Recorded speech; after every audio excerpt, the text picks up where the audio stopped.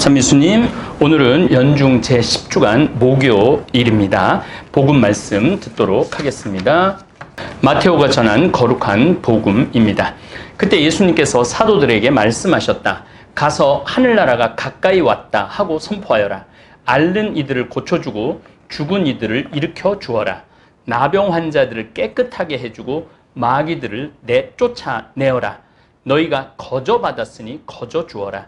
전대에 금도 은도 구리돈도 지니지 마라. 여행 보따리도 여벌 옷도 신발도 지팡이도 지니지 마라. 일꾼이 자기 먹을 것을 받는 것은 당연하다.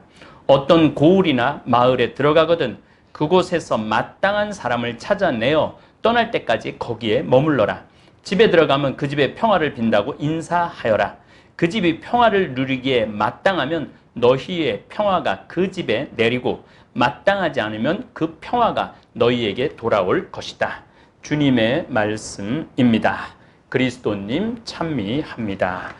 오늘은 성 바르나바 사도 축일입니다. 바르나바 사도가 상당히 우리들한테는 익숙치 않은 사도인데 바오로 사도가 우리 천주교 신자들을 많이 초대교회 신자들을 죽이고 체포하는 역할을 많이 했죠.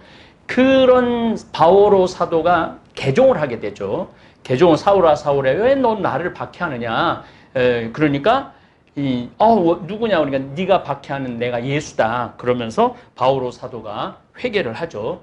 그런데 당시 초대교회 사람들은 바오로 회개를 받아들이지 않았어요. 그렇게 지독하게 우리 교회를 박해한 사람이 무슨 낫으로 자기가 예수님의 제자라고 그러느냐. 그 바오로 사도가 그 그리스도교 공동체에 들어오지 못할 때 누가 바오로 사도를 안티오키아 공동체로 데리고 가느냐. 바르나바 사도가 바로 그 역할을 합니다. 그래서 이 바르나바 사도 굉장히 중요한 사도, 초대교회의 사도죠. 또 우리 이호건 바르나바 신부님 세례명이 바르나바예요. 네, 1년 후배 신부님인데 지금 암으로 지난번에도 폐혈증으로 막 정말 요르단강을 갔다 오고 지금 그러고 있어요. 굉장히 위험한 상태인데 한번 보고 싶다 그래서 제가 서울 강남 베드로병원에 거기 가서 쉬시고 성모병원에서 항암하고 베드로병원에서 쉬시고 그러시는데 갔는데 제가 그런 얘기를 했어요. 사람은 회복력이 신기할 정도로 신비할 정도로 강하다. 그러니까 죽음에 대한 두려움 갖지 말고 자신감 있게 한번 맞서 싸우자 끝까지. 그런데 또 폐혈증 걸려갖고 막 요르단강 갔다가 왔는데 어마어마한 메시지를 저한테 보냈어요. 인삼도 심어놓고. 그러니까 살고자 하는 의지가 아주 강한 것 같아요. 그래서 여러분들도 우리 이호건 바르나바 신부님 기도 중에 꼭 기억해 주시기를 바라겠습니다. 얼마 전 미국의 한 노인이 자기가 기르던 강아지에게 1,560억을 유산으로 물려주었습니다.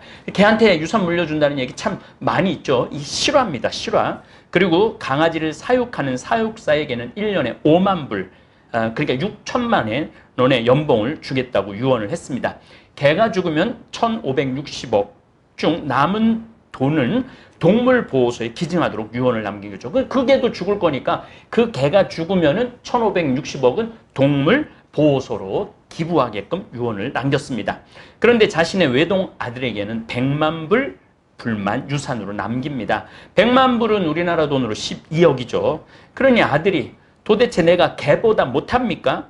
개에게는 1,560억을 주고 나에게는 12억을 주다니 이게 말이 됩니까? 판사님 억울합니다. 바로 잡아 주세요. 라며 변호사를 사서 소송을 제기했습니다. 그 젊은이에게 판사가 묻습니다. 젊은이 1년에 몇 번이나 아버지를 찾아뵈었는가? 아들은 말이 없었습니다. 젊은이, 아버지가 돌아가시기 전 아버지가 즐겨 드신 음식은 아는가? 아들은 말이 없었습니다. 젊은이, 아버지 돌아가시기 전 전화는 몇 번 했는가? 아들은 말이 없었습니다. 대답을 못합니다. 입이 있어도 할 말이 없었습니다. 그때 판사가 아버지가 돌아가시기 전에 찍어 놓은 비디오를 틀었습니다.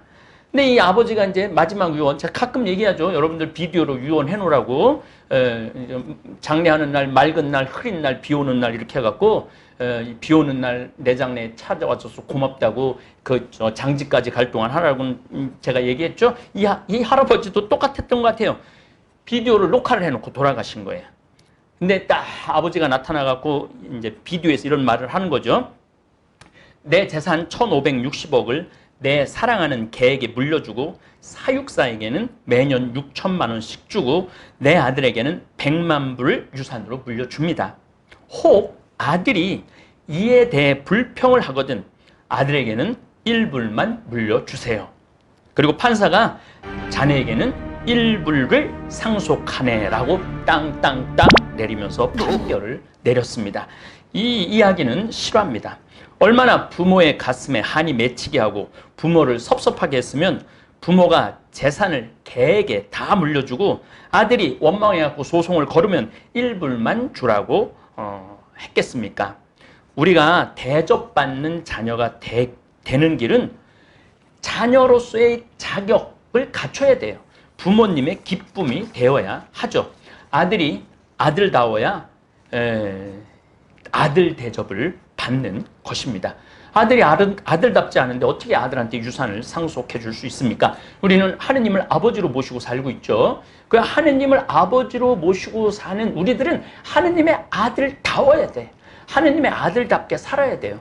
그래야지 우리가 유산을 물려받을 수 있습니다. 1,560억을 물려받은 개는 주인에게 충직한 개로서 주인의 마지막 죽음도 함께 했기에 반려견으로서 대접을 받은 것입니다. 저도 문수라는 개를 10년째 키우고 있습니다. 너무너무 제가 이뻐하고 사랑하는 개입니다. 꼭 10년 전 이맘때 전라도 여수 문수동 성당에 강의 갔을 때 정말로 이가 제대로 안 나왔던 애기였어요. 애기. 주인이 없는 어린 강아지를 이 먼 평창까지 데리고 와서 10년째 키우고 있습니다. 쳐다만 봐도 기분이 좋아지는 개입니다. 가끔 저를 비난하고 헐뜯고 모함하는 사람들도 있는데 사실 그 사람들보다 문수가 더 좋은 건 어쩔 수 없는 것 같습니다. 다시 말해 사랑받으려면 사랑받을 자격을 갖춰야 한다는 말입니다. 지금 대한민국의 자식들은 부모님에게 할도리를 하지 않고 부모님 재산만 노리는 자식들도 많습니다. 뉴스에 계속 나오죠. 그래서 여러분들 자식들한테 재산 물려주면 안 됩니다. 요즘은 안 죽는 시대를 살아가기 때문에 부모님 나이가 90에서 100살까지 사시는 분들이 수두룩합니다. 다시 말해 효도하기가 쉽지 않습니다. 왜냐하면 내 나이가 60에서 70살 정도 되기에 90에서 100살 된 부모님 정성껏 모시기에 힘이 딸려요. 우리 집에 누님도 벌써 환갑이 훨씬 넘었는데 어머니가 이제 88살이신데 모시기 쉽지 않죠. 그래도 아무리 살아도 부모는 부모입니다.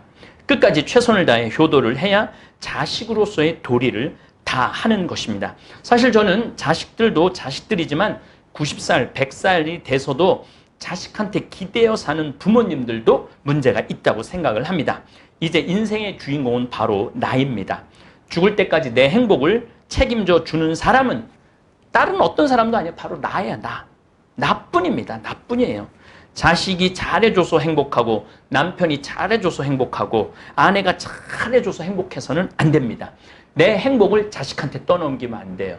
내 행복을 남편한테 떠넘기면 안 돼요. 내 행복을 아내한테 떠넘기면 안 돼요. 남이 잘해줘야지 행복한 건 그건 정말 너무 의타적인 행복이죠. 그냥 내가 행복하게 살면 됩니다. 내가 갈비 먹고 싶을 때 자식이 사줄 때까지 기다리면 안 됩니다. 허송세월 보내다가 외로이 죽어갈 뿐입니다. 내가 갈비 먹고 싶으면 내가 가서 사 먹으면 됩니다. 누구 돈으로? 내 돈으로 사 먹어야 합니다. 남의 돈으로 사 먹지 말고 내 돈으로 사 먹어야 합니다. 냉면 먹고 싶어도 자식이 큰아들이 사줄래나 둘째 아들이 사줄래나 셋째 아들이 사줄래나 기다리지 마세요. 그냥 가서 여러분들 주머니에 있는 돈으로 가서 사서 드세요. 요즘 긴급 재난지원금도 국민들한테 전부 다 줬다 그러죠. 저는 그 세금으로 다시 해갖고 쓰라고 안 찾았는데 이장님이 전화를 하고 그거 찾아서 써야지 나라 경제가 돌아가는 거라고 또 이 읍에서도 또 연락이 또 왔어요. 편지가 와서 빨리 찾아가라고. 참 좋은 나라예요. 20만 원 그거 나오면은 그거 가지고 냉면 사서 드시면 돼요. 이 세상에서 나에게 갈비 제때, 냉면 제때 사줄 사람은 나뿐입니다. 그래서 여러분들 행복의 주인공은 나라는 거 잊지 마시기 바랍니다. 어쨌든 이제 효도 얘기하다가 여기까지 나왔습니다. 겨우 1달러밖에 상속받지 못한 아들은 아들 자격이 없는 사람이었습니다. 오늘 예수님께서 12제자를 파견하시고 제자가 해야 할 일과 자세에 대해 말씀하십니다. 다산 정약용 선생님께서 목민심서를 쓰시는데 목민관이 지녀야 할 덕목을 알려주었듯이 예수님께서도 제자들이 복음을 선포하면서 지녀야 할 덕목을 알려주십니다. 우선 거저받았으니 거저주라고 말씀하십니다. 지금도 강론 원고를 쓰고 있는데 세관에서 전화가 왔습니다. 미국에서 저에게 $10,000를 보내와서 확인차 전화했다고. 제가 예수님의 제자라는 단 한 가지 이유로 $10,000를 보내왔습니다. 제가 거저 받았으니 아프리카에 거저로 우물을 파줄 수 있는 것입니다. 만약 제 전대에 금도, 은도, 구리돈이 가득하다면 세상 사람들은 저에게 돈을 보내주지 않을 것입니다. 제 주머니에 금도, 은도, 구리돈도 없기 때문에 많은 분들이 마음 편안하게 저에게 돈을 보내주는 것입니다. 만약 제가 보내주신 돈을 제 주머니에 차곡차곡 쌓아서 내 통장을 만들어 모아놨다면 아무도 저에게 기부하지 않을 것입니다. 저는 지금 현재 제 통장에 한 350만 원 있습니다. 사제생활 28년 살았는데 그 돈을 제대로 모으지 않았죠. 다 써버렸어요. 제 신념은 그달에 번 건 그달에 다 쓰자가 제 신념이에요. 그거 남겨놨다가 어느 순간 날아갈 줄 모르거든요. 그러니까 그달에 번 거 그달에 그냥 쓰는 거죠. 저는 요즘 이 복음의 말씀 신비를 거의 완벽하게 누리고 사는 사제로 살고 있습니다. 아무것도 없으니까 너무나 많은 돈이 들어와요. 저에게 100억, 200억을 기부하시는 분들도 있고 그분들에게 제가 간호대학 짓고 고아원 짓고 고등학교 짓고 신학교 지어서 눈으로 직접 확인하게 해주기 때문에 그분들은 그 엄청난 돈을 기부하고도 기쁨에 넘쳐 흐른다고 얘기를 해요. 신부님, 내 인생의 가장 행복한 순간은 신부님한테 돈 100억 기증하고 난 다음부터 자기는 자유를 찾았다는 거예요. 사람은 비움의 철학을 할 줄 알아야 합니다. 쌓아두기만 하면 그곳은 반드시 썩어 나도 못 쓰고 너도 못 쓰고 죄악으로 물들어 버리는 경우가 대부분이에요. 제 짧은 삶을 이렇게 뒤돌아보면은 아예 돈이 없을 때는 죄질 일도 없어요. 돈이 없으면 고민할 일도 없어요. 이제 뭐 우리 정도 나이 되면은 돈이 뭐 5천만 원, 1억 정도 있을 수 있죠. 그럼 그거를 주식을 사야 되느냐, 땅을 사야 되느냐, 건물을 사야 되느냐, 어디다 묶어놔야 되느냐, 또 누가 또 급하게 돈 꿔달라고 그러면 또 이것도 꿔줘야 되느냐. 별 불편함이 다 있잖아요. 근데 저는 뭐 돈 없으니까 혹시 누가 나한테 돈 꿔달라고 그래도 나 이거 한 300만 원밖에 없는데 그냥 아주 편안한 거예요. 아주 마음이 편안하죠. 400년간 부자였던 경주 최씨 집안을 보면 끊임없이 백리 안에 있는 이웃과 나누면서 살았는데도 창고에 쌀이 비지 않고 농토는 점점 넓어져만 갔습니다. 일제강점기 때는 독립자금으로 내어놓고 결국에는 전 재산을 대구 영남대학에 기증하고 모든 재산에서 손을 탈탈 털었습니다. 지금도 대한민국 국민의 사랑을 받는 경주 최씨 집안입니다. 사실 이 세상에 빈손으로 태어납니다. 하느님께서 모든 걸 맡겨주십니다. 우린 빈손으로 아무것도 가지고 태어나지 않아요. 그냥 빈손으로 태어났는데 하느님께서 햇빛을 주시고 공기를 주시고 비를 주시고 아름다운 경치를 주시고 그리고 우리가 두 발을 디디고 사는 이 땅도 하느님이 주신 거예요. 여러분들 이 땅 공짜로 이거 밟고 다니는 거 이거 보통 큰 은총 아닙니다. 제가 사는 60년, 70년 지구에서 살면서 빌려 쓰다가 그냥 제자리에 놓고 가는 것이 인생입니다. 그러니까 빈손으로 와서 공수래, 공수거라고 그러잖아요. 빈손으로 와서 빈손으로 가는 게 우리 인생이에요. 우리가 누리는 모든 것을 거저 받았습니다. 어떤 노력도 하지 않고 그냥 받았어요. 햇빛도 그냥 받고, 오늘 아침에 그 햇빛 이렇게 이렇게 한 30분 쬐고 앉아 있는데, 뭐 다리도 따뜻한 게 너무 좋더라고요. 그 기가 막힌 거를 공짜로 누릴 수 있으니 얼마나 행복합니까? 그리고 이 지금 아름다운 자연, 내 발로 제가 매일 요즘 평창 바위공원 우리 직원들이랑 하루에 1시간 걷는데 얼마나 그 공짜 받는 거 아니에요. 다. 그래서 우리가 누리는 모든 것을 거저 받았습니다. 어떤 노력도 하지 않고 하느님께서 주신 거예요. 그러니 거저 받았으니 거저 주라는 예수님의 말씀은 진리입니다. 그리고 내가 가진 재물이나 명성이나 인기도 다 시간이 지나면 사그라들게 되어 있습니다. 제가 저도 이 인기 있죠. 그렇지만 시간이 지나면 다 사그라들게 돼 있어요. 그때 유유자적할 줄도 알아야죠. 진리가 너희를 자유롭게 하리라 하신 말씀도 바로 여기에 있습니다. 예수님께서 제자들을 파견하실 때 온전히 하느님의 전능을 믿고 하느님의 일만 한다면 먹을 것도 해결해 주시고 잠자리도 해결해 주신다고 약속을 하셨습니다. 사실 저는 이 말씀을 온 몸으로, 온 사제 삶으로 체험하고 사는 사제입니다.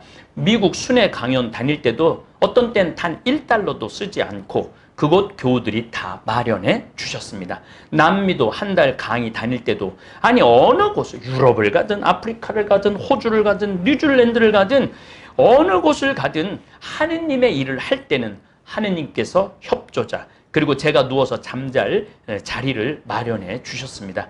그래서 저는 가끔 제가 추진하는 일이 너무 거대하고 한 개인이 하기에는 프로젝트가 너무 대담하다고 걱정된다고 말씀하시는 분들이 있는데, 저는 하나도 걱정하지 않습니다. 만약 보험금이 더 이상 들어오지 않는다면 저는 아무 일도 안 하고 평창에 가만히 앉아서 이렇게 강론만 준비하면 됩니다. 하느님께서 필요한 일이라면 협조자를 보내줄 거라는 제 믿음은 흔들림이 없습니다. 지금 이 어려운 코로나19인데도 잠비아 신학교지라고 일주일에 여러분들 봉헌이 얼마나가 들어오는지 아세요? 일주일에 5천만 원씩 들어와요. 지금 끊임없이 돈이 들어와요. 그러니까 제가 앉아서 걱정할 일이 하나도 없어요. 저는 가끔 하늘에 대고 하느님한테 그래요. 하느님 돈이 안 들어오는데 이제 이걸로 저는 맞춰야 될 것 같은데요. 그렇게 하면은 당신이 필요할 줄 알면은 사람들의 마음의 변화, 성령께서 변화를 일으켜 세워서 이제 잠비아 신학교도 이제 곧 개교를 한다고 그래요. 너무 좋아요. 신학교 이제 열리면은 제 정말 꿈이, 그 반달 주교님이 This is my life, 이건 내 인생이라고 그랬는데 This is my dream이에요. 제 꿈이에요, 꿈.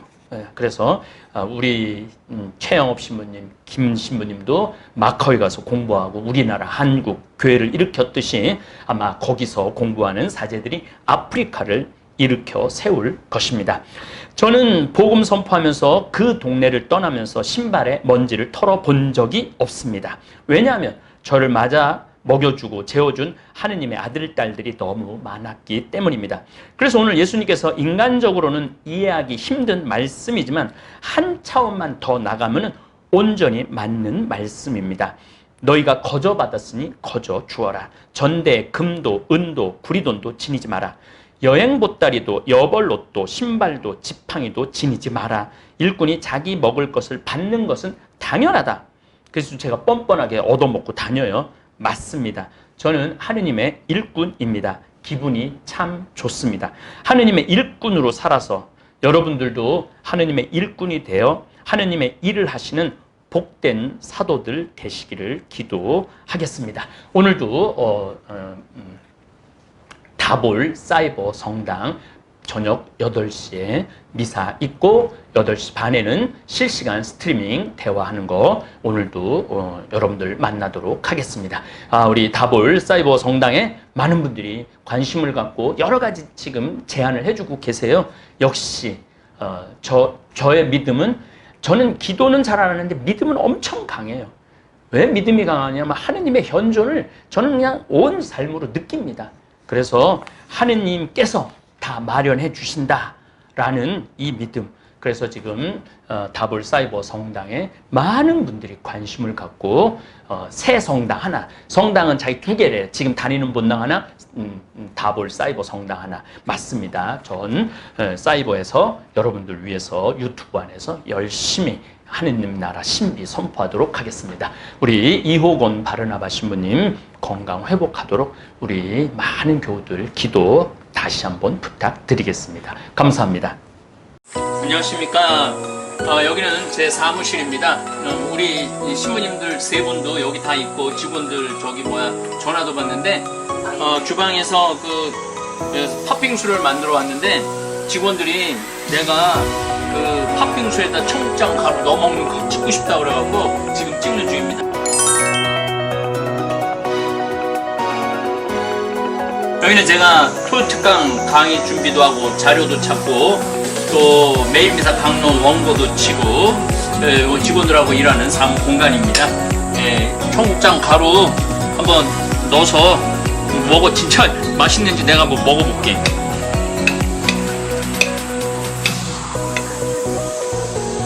맛있겠지. 일단 한번 맛을 보고.